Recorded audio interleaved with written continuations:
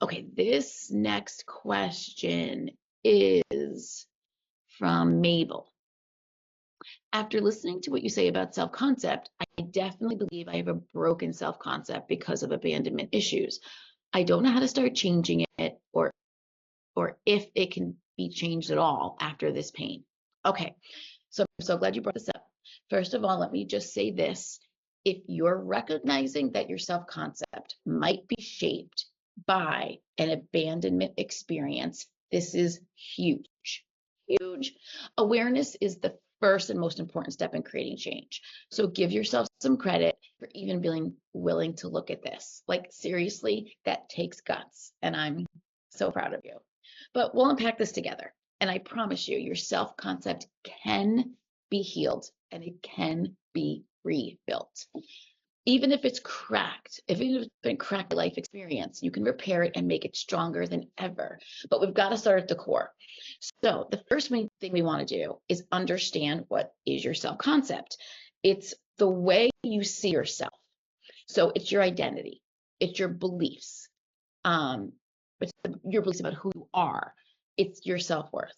And when you've been abandoned, especially by people who are supposed to love and protect you, it's so common to internalize that pain and turn it into stories like, I'm not enough, lovable, there's something wrong with me, people always leave.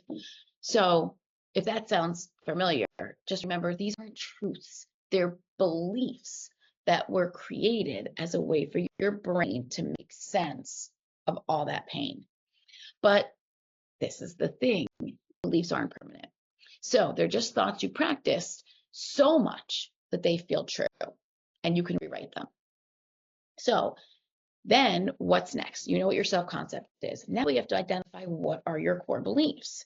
So if you want to change your self-concept, you've got to get to the root of what you're really telling yourself, because the subconscious beliefs are running the show.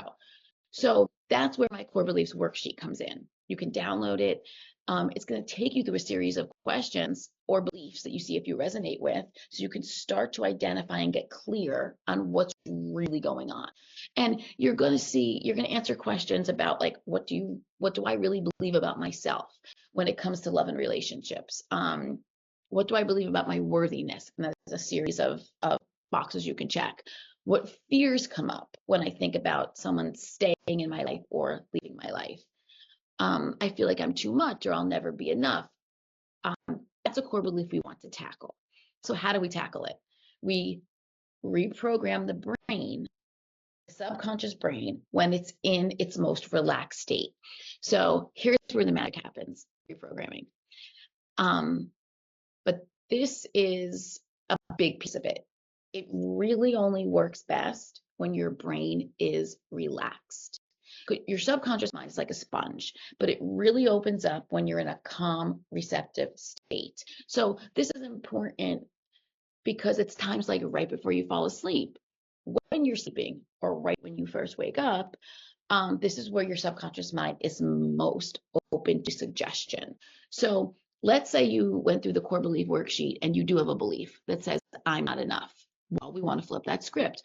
Once you're in that relaxed state, we want to start repeating affirmations then that feel empowering, but also believable. Like, I am whole and worthy just as I am, or I am enough no matter what anyone else does. I deserve love that stays.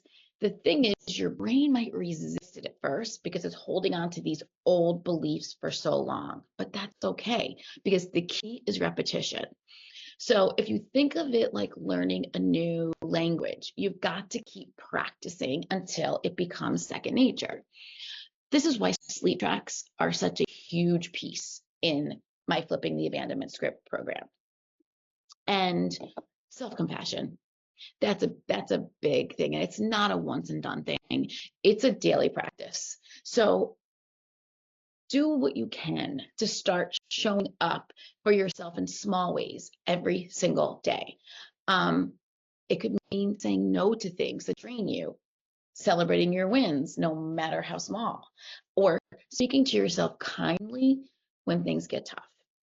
when the old beliefs creep back in, and they will at first. They will at first. Meet them with compassion. And instead of judgment, oh, there's that old story again, but I'm choosing something new now. And just believe that these beliefs can be reprogrammed, because I've done it and I've helped countless women in my coaching program do the same. Okay, I hope that helps.